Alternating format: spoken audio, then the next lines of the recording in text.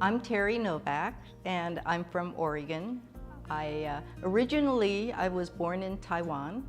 I immigrated to the States when I was a young child, about 6 years old, and grew up in Oregon on the west coast of the United States.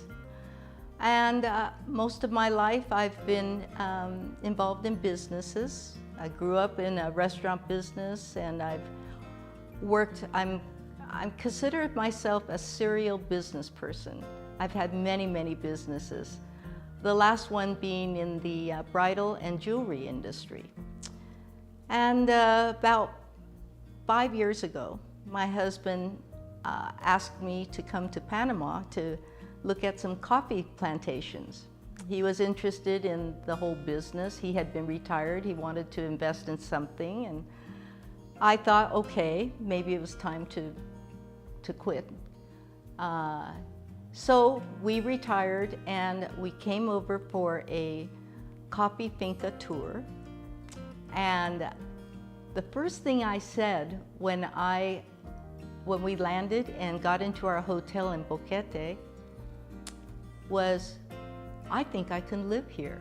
And I've never said anything like that before. I was shocked. Within that week, my husband bought this condo that we live in now. So yes, we're a little compulsive, but after 4 years, I realized it probably was the best decision we've ever made.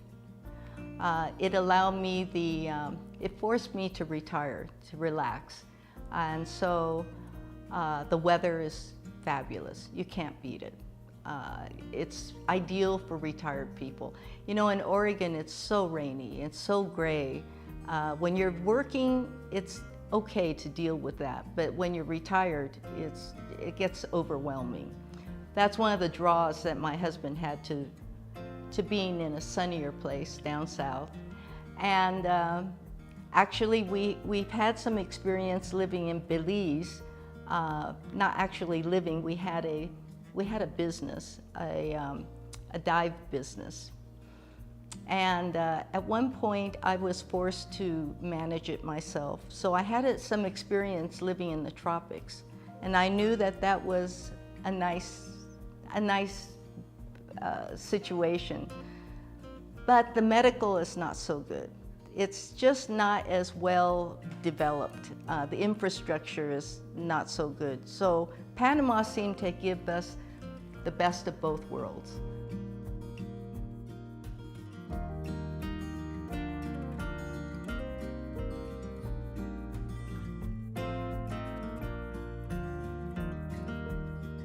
Boquete is a special draw because it's in the highlands. It's not in the big city. It's a small town, very comfortable. And there are a lot of expats here from Canada and the US. I love it here because, especially here in Valles Escondido, it is a valley that is isolated. It's a community that's very close. We're very close to the center of town. And Boquete especially is charming in that it has a lot of great restaurants. And there are a lot of things to do. The library has fabulous concerts, world class. I'm amazed at how good some of the productions have been. We have a lot of hikes every day. If you ever want to take a hike, just look up one of the platforms in the community, and you can find a group. Call them up, tell them you want to join the group, and everybody's welcomed. It's amazing. The other thing is, if you have different interests, I swear there's a club for everything. We have mahjong games if you want. If you want to be a part of the pickleball club, you can find them. But the most amazing part about this area is the warmth of the Panamanians, how welcoming they are, and especially if you go out of your way to learn their language. It really is an extra plus. They help you. They'll help you with your language. You know, years ago I went to France and I was stumbling with my French and I got laughed at. You know, in Paris, it's like if you don't speak perfect French, you're going to get laughed at. Not here. No, they'll help you. The other thing that I especially enjoy is the opportunity to be able to share my talent or my experience in business with the community. That's why I joined the Rotary.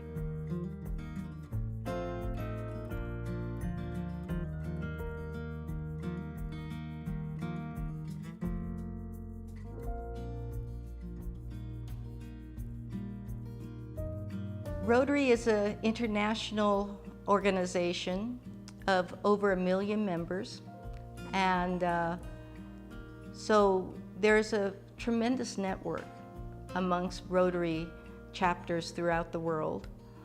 Here in Boquete, we have our own chapter, Club Rotario de Boquete, and we work along with a lot of Rotary clubs in the States. They oftentimes come to visit us, and once they see that we are on a project that fills a need in the community, they'll also participate by donating quite a bit of money to us. We have some great foundations that are also donating some meaningful money towards our project. One of our main projects is EOL, Equal Opportunity for Learning.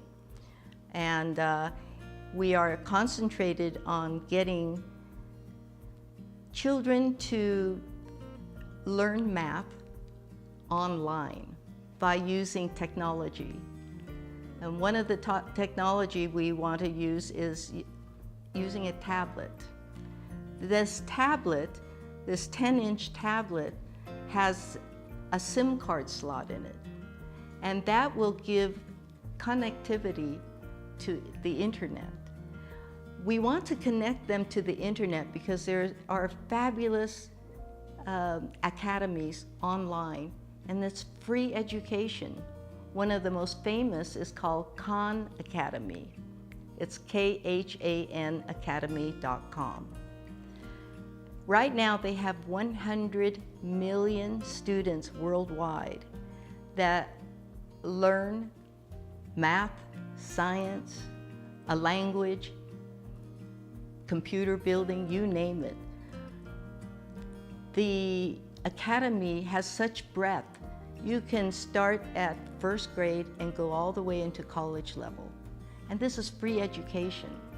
It's been around for, I believe, almost 20 years, close to maybe 16, 17 years. And it's so relevant now with COVID-19.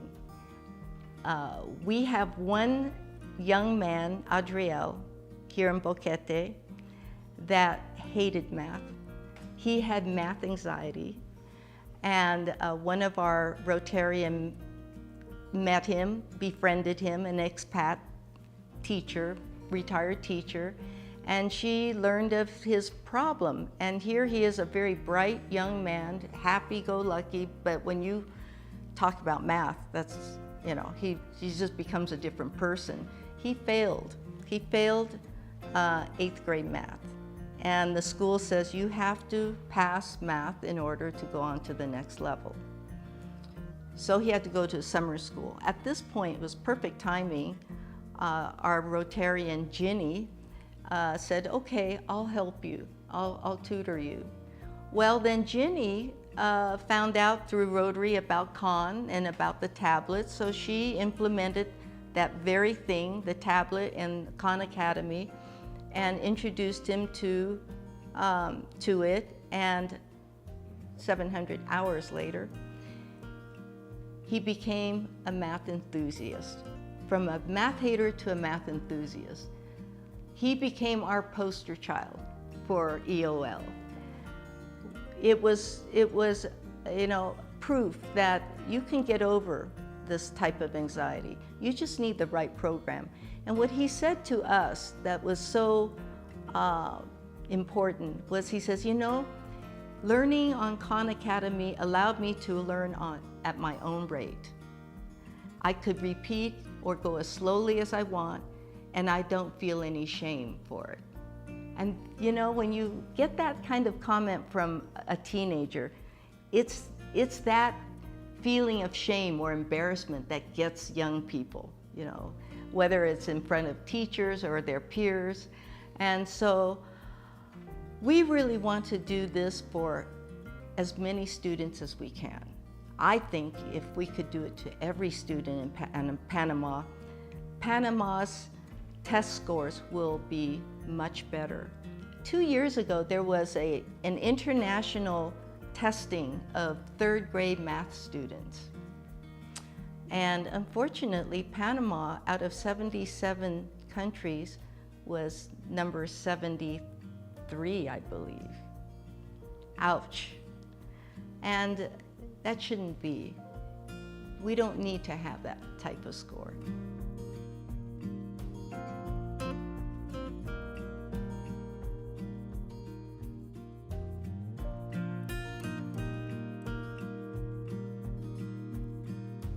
One of the draws to Boquete is that feeling of safety. We feel like it's very relaxing to walk around.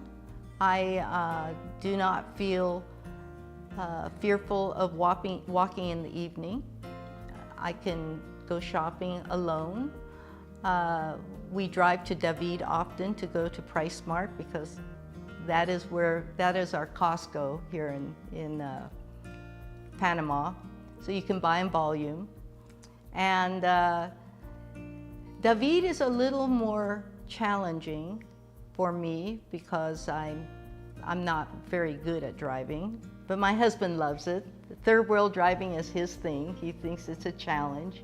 But overall, I think this country is a very pleasantly safe place to be. Is it perfect? No. But Boquete, I feel like, is a paradise in terms of safety. And the other thing that we experienced when we were on this tour was my husband, somehow or other, he fell and he had touched something and came up with an infection on his hand, and it was swollen. This is on a Sunday. And we went to the person and the manager of the B&B that we were living in. We said, what can we do? And they said, oh, no problem. Just walk down to the center of town. We have a couple of clinics open. And, you know, and he described, he said, this one clinic, it's very good. You won't see it unless you really look for these signs. And so he instructed us on how to get there.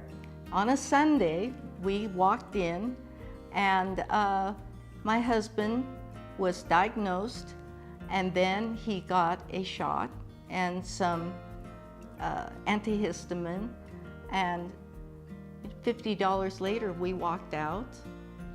No paperwork. My husband was well within 2 days, and I thought, this is the kind of setup I like. In the States, my gosh, you have to have, you know, your insurance card, and you have to do this paperwork and that paperwork, and by the time you're done, it's $300-400. Or if you go to a hospital, it's a few thousand. It's, you know. So in some ways, Panama, I think, is more comfortable. It's less bureaucratic. I don't know if that's the right way to describe it, but it just seems like it's a little more simple. Even prescriptions. So when my husband walked in for his pills, rather than having a whole prescription of whatever, minimum of 30, they cut out exactly 16 pills for him out of the package.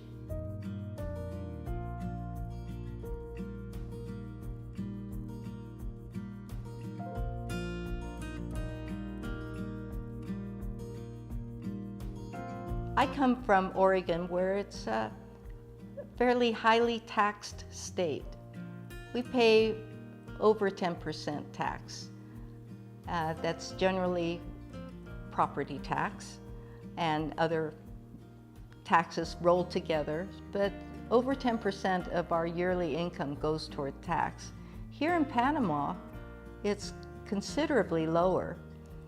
And plus, being an expat, there's a situation if you buy property, you can have tax-free, you can be exempt of taxes for 20 years. On this condo, it actually goes with the house that you buy. On this condo that we bought, we still have quite a few years left of being exempt from paying any taxes. But if we were to have to pay tax, it would be a couple of $100s versus thousands of dollars that we were paying in the States. So that's very nice. Car insurance is a lot more reasonable here. In the States, we pay around $1,200 for my husband and I to be insured with our car. Here, we're paying about $500 for the both of us. Now, a lot of it has to do with the kind of car we drive as well. In the States, we had a BMW, we had 2 BMWs, and here we just have a Kia. So there is a difference, but you don't need big BMWs here. You want to buy the car that is easy to fix, that's popular, that's affordable, and it's just more relaxed. And the other thing about shopping, shopping is, here in Boquete, feels a little more reasonable than the States, but compared to, let's say, David, I think it's more expensive, and I'm not sure why.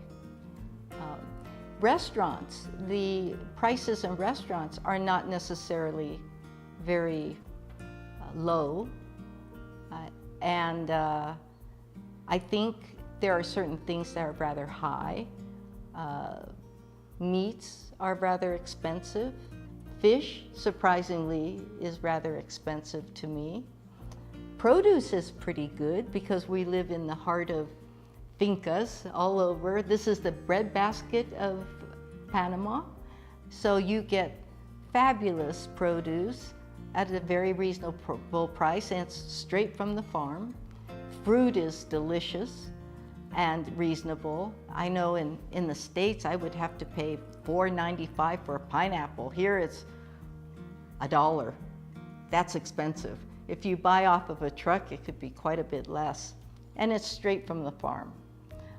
Pineapple, papaya, bananas, all these fruits are year-round available. So that is a big appeal. You can eat very healthy and not have to pay a lot.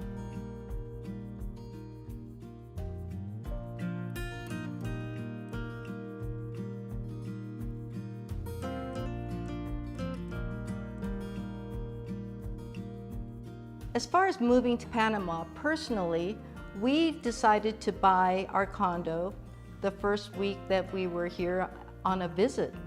And that's unusual because most of the time it is recommended that you rent a place, maybe rent a couple of places in different areas to find out what area you like.